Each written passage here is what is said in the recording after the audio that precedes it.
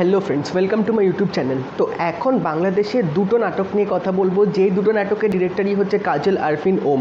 তো রিসেন্টলি ঈদ উপলক্ষে কাজল আরফিন ওমের দুটো নাটক বেরিয়েছিল, যেগুলোর নাম হচ্ছে আপন এবং অদ্ভুত। এবং দুটো নাটকের জনার কিন্তু খুব ডিফারেন্ট, কিন্তু দুটো নাটকের মধ্যে কিন্তু একটা জিনিস কমন আছে, সেটা হচ্ছে কমেডি। তো ফার্স্ট যে নাটকটা নিয়ে কথা বলবো সেটা হচ্ছে আপন, যেটার মধ্যে আফরান নিশো আছে, প্রীতম আছে, তারিক আনাম খান আছে, ফারিন আছে এবং মনিরা মিঠু আছে। তো এই আপন গল্পটা কেন্দ্র হচ্ছে বাবা এবং ছেলে সম্পর্ক নিয়ে। এখানে আমরা দেখতে পাচ্ছি আফরান নিশো একটা ছেলের ক্যারেক্টার প্লে করছে, যার বাবা হচ্ছে খুব বড় একটা বিজনেসম্যান, তার অনেক ধনসম্পত্তি আছে। এবং এখানে আফরান নিশোকে আমরা দেখতে পাচ্ছি একটা মার্চেন্ডাইজ কোম্পানিতে সিনিয়র পোস্টে তিনি চাকরি করেন, এবং তার বাবা তার ছেলের চাকরিটা নিয়ে অতটাও খুশি নন। এখানে আমরা দেখতে পাচ্ছি এই বাবা ছেলে কিন্তু দুজনে একসাথে থাকে। আফরান নিশো যখন ছোটো ছিল তার মা মারা গেছিলো, সেজন্য তারপর থেকে তার বাবা তাকে মানুষ করেছে।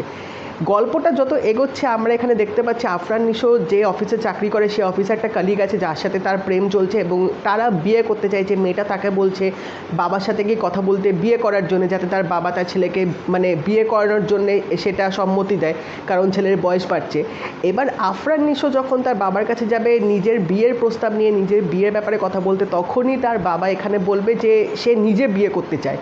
তার একটা বন্ধু আছে এবং সেই বন্ধুরও দুটো ছেলে আছে যারা বিদেশে থাকে। তো তারা দুজন একসাথে অনেক দিন ধরে ডেটিং করছে, দেখা সাক্ষাৎ করেছে। তো গল্পটা এবার এখান থেকে অনেক টার্ন নেবে। এখানে আমরা বেসিক্যালি দেখতে পাচ্ছি যে আফরান নিশো যখন এই ঘটনাটা শুনবে, তার মধ্যে দিয়ে কিন্তু অনেক রকমের চেঞ্জেস যাবে। তার বলতে গেলে তার জীবনটা অনেকটা উথাল পাতাল হয়ে যাবে, কারণ তিনি ভাবতেই পারছে না যে তার আর বাবার মাঝখানে অন্য কেউ চলে আসবে, এবং তিনি চানও না যে তার আর বাবার সম্পর্কের মাঝখানে আরেকজন কেউ চলে আসুক। এবং তিনি তার মাকে অত্যন্ত ভালোবাসেন, সেই জন্যে তার মায়ের জায়গাতে অন্য একজন কেউ স্থান নেবে, সেটা তিনি মেনে নিতে পারছিলেন না। একদিকে তার বাবার এরকম প্রস্তাব দিয়েছে, এবং অন্যদিকে তার গার্লফ্রেন্ড তাকে বিয়ের জন্য বলছে যে তুমি বাবাকে গিয়ে বলো বিয়ে করবে। এবং গার্লফ্রেন্ড যখন শুনলো যে তার বাবা বিয়ে করতে চাইছে, তখন তিনিও বলছে যে এরকম বাড়িতে আমার মা বাবা বিয়ে দেবে না, তো তুমি দেখো এবার কী করবে। তো চারিদিক থেকে কিন্তু আফরান নিশো পুরোপুরি বিধ্বস্ত হয়ে গেছিলো, তিনি বুঝতে পারছিলেন না কী করবে।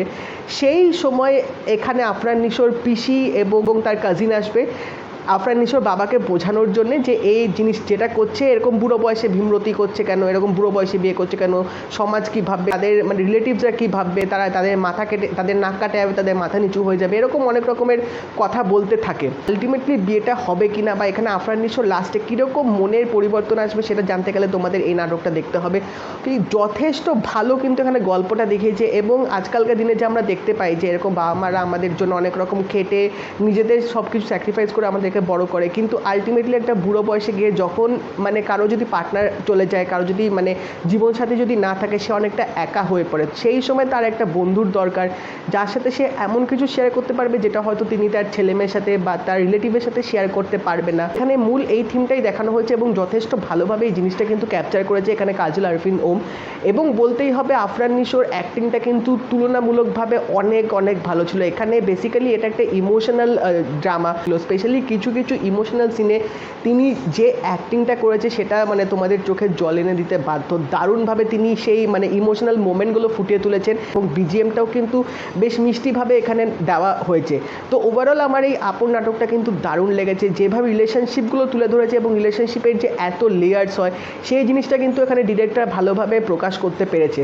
নেক্সট যে নাটকটা নিয়ে কথা বলবো সেটা হচ্ছে অদ্ভুত, এবং এই গল্পটার জনার হচ্ছে হরর প্লাস কমেডি। তো আমার মনে হয় বাংলাদেশে ফর দ্য ফার্স্ট টাইম একটা নাটকে হরর এলিমেন্ট ঢোকানো হয়েছে।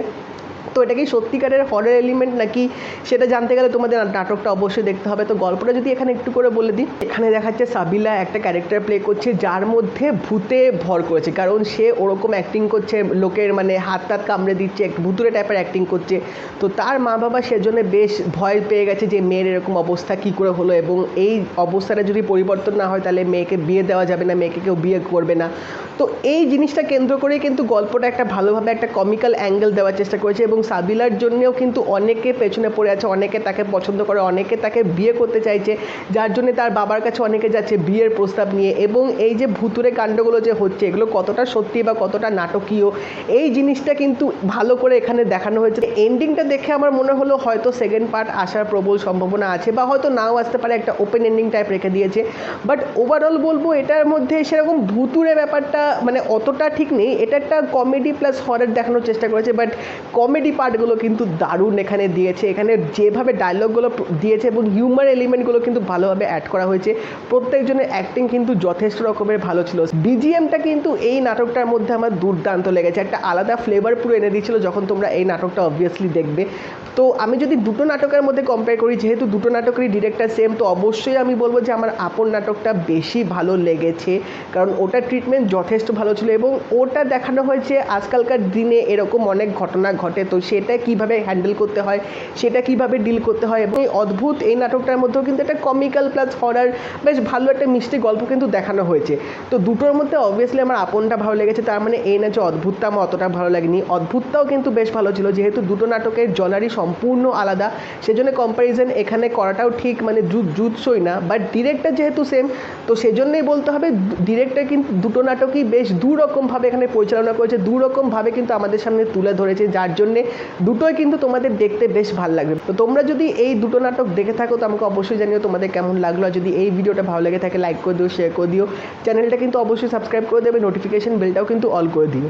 তো দেখা হবে পরের ভিডিওতে, বাই।